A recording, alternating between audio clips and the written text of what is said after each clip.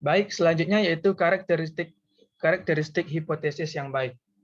Ciri-ciri hipotesis yang baik menurut Donald Ari yaitu pada tahun 1982, di mana diantaranya yang pertama, hipotesis harus mempunyai daya penjelas. Suatu hipotesis harus merupakan penjelasan yang mungkin mengenai apa yang seharusnya dijelaskan atau diterangkan. Yang kedua, yaitu hipotesis harus menyatakan hubungan yang diharapkan ada di antara variabel-variabel. Suatu hipotesis harus memprediksi hubungan antara dua variabel atau lebih. Yang ketiga, yaitu hipotesis harus dapat diuji. Hipotesis yang diajukan peneliti harus bersifat testability, artinya terdapat kemampuan untuk diuji. Dan yang keempat, yaitu hipotesis hendaknya konsisten dengan pengetahuan yang sudah ada, di mana hipotesis hendaknya tidak bertentangan dengan teori atau hukum-hukum yang sebelumnya sudah mapan. Dan yang kelima, hipotesis hendaknya sederhana dan seringkas mungkin.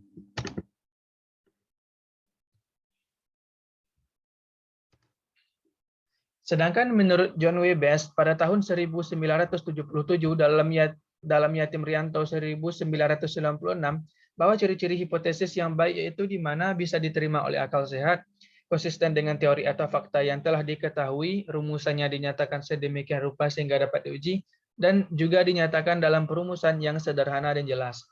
Di mana adapun menurut Bort dan Gall pada tahun 1979 dalam Yatim Rianto 1996 dan Suhairismi Arikunto pada tahun 1995 mengatakan bahwa hipotesis yang baik harus memenuhi 4 kriteria, yaitu di mana kriteria yang pertama, hipotesis hendaknya merupakan rumusan tentang hubungan antara dua variabel atau lebih. Yang kedua, hipotesis yang dirumuskan hendaknya disertai dengan alasan atau dasar-dasar teoristis dan hasil penemuan terdahulu. Yang ketiga, hipotesis harus dapat diuji. Berdasarkan kriteria ini, peneliti dituntut agar mampu mencari dari yang akan digunakan untuk membuktikan hipotesisnya.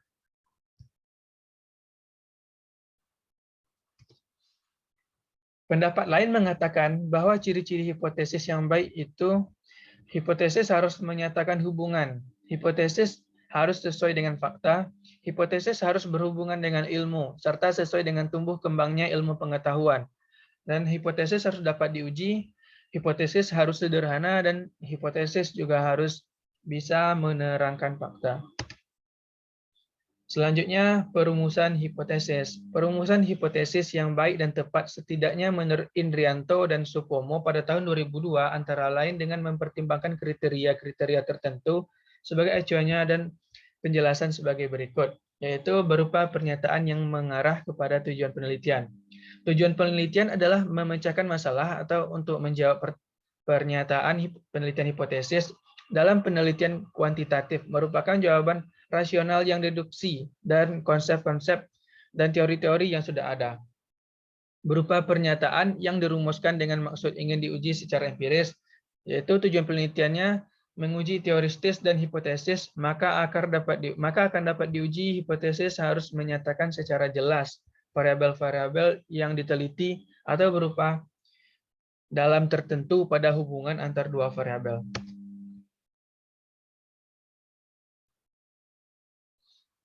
Berupa pernyataan yang dikembangkan berdasarkan teori-teori lebih kuat jika dibandingkan dengan hipotesis lawannya. Beberapa teori kemungkinan saling bertentangan satu sama lain, atau terdapat teori yang satu lebih kuat dengan teori lainnya.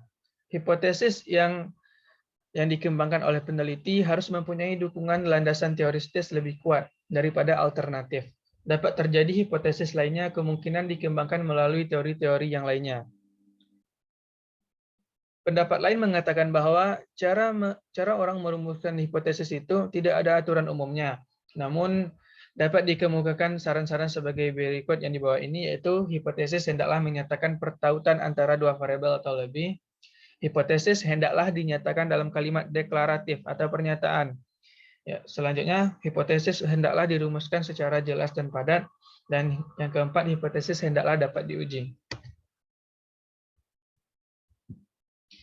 Selanjutnya, sebagaimana dikemukakan oleh Donald Ari pada tahun 1982 dan Yatim Rianto 1996 bahwa untuk menguji hipotesis peneliti perlu adanya menarik kesimpulan tentang konsekuensi yang akan dapat diamati apabila hipotesis itu benar. Memilih metode penelitian yang akan memungkinkan pengamatan, eksperimentasi, atau prosedur lain yang diperlukan untuk menunjukkan apakah akibat-akibat itu benar atau tidak. Mengumpulkan data yang dapat dianalisis untuk menunjukkan apakah hipotesis tersebut didukung oleh data atau tidak. Pengujian ini bertujuan sebagai penjajakan atau eksplorasi deskriptif dan uji hipotesis. Pengujian hipotesis merupakan proses yang cukup panjang dan memerlukan akurasi yang tepat dan sistematis. Apalagi data yang diteliti adalah data sampel yang merupakan bagian dari populasi. Pengujian hipotesis ini adalah ekspektasi peneliti mengenai karakteristik tertentu, suatu populasi yang didukung dengan landasan konseptual tertentu atau diuji kebenarannya. Langkah selanjutnya yaitu membuat keputusan untuk menerima atau menolak hipotesis yang diajukan oleh peneliti tersebut. Suatu uji hipotesis dikatakan ditolak jika dari uji statistika yang dilakukan, peneliti memperoleh hasil akhir bahwa hipotesis nihil yang diajukan peneliti ditolak karena perbedaan hasil variabel yang terjadi bukan disebabkan oleh suatu kebetulan, namun didukung dengan data yang ada di lapangan. Dan dapat pula karena hipotesis pendamping, hasil statistiknya didukung diterima sebagai hal yang benar. Maksudnya dalam suatu hipotesis statistik antara hipotesis nol dan hipotesis alternatif, jika salah satu ditolak, maka yang lainnya pasti diterima sehingga dapat dibuat keputusan secara tegas, yaitu hipotesis nol sama dengan ditolak dan hipotesis alternatif sama dengan diterima. Dan suatu hipotesis dikatakan diterima jika hipotesis yang diturunkan dari hasil kesimpulan kajian teoritis tidak ditolak. Jika tes statistika menerima hipotesis nihil, hal ini berarti bahwa perbedaan yang dihasilkan dari proses pengkajian pustaka hanya disebabkan oleh kesalahan tidak disengaja waktu mengambil data di lapangan, atau hipotesis riset yang telah diajukan peneliti sebagai hipotesis pendamping, ditolak atau tidak didukung oleh informasi yang ada. Selanjutnya, untuk itu, sebagaimana dikatakan sebelumnya dalam makalah ini, bahwa dalam merumuskan hipotesis terdapat dua pilihan peneliti, yakni menerima keputusan seadanya saat hipotesis itu tidak terbukti, atau mengganti hipotesis yang seandainya melihat tanda-tanda bahwa data yang terkumpul tidak mendukung terbuktinya hipotesis, atau pada saat penelitian itu sedang berlangsung. Baik, itulah materi dari hipotesis penelitian. Saya kembalikan kepada teman-teman semua, apakah ada yang ditambahkan atau ada yang teman-teman mau berdiskusi atau bertanya jawab. Saya silakan waktunya kepada teman-teman. Terima kasih.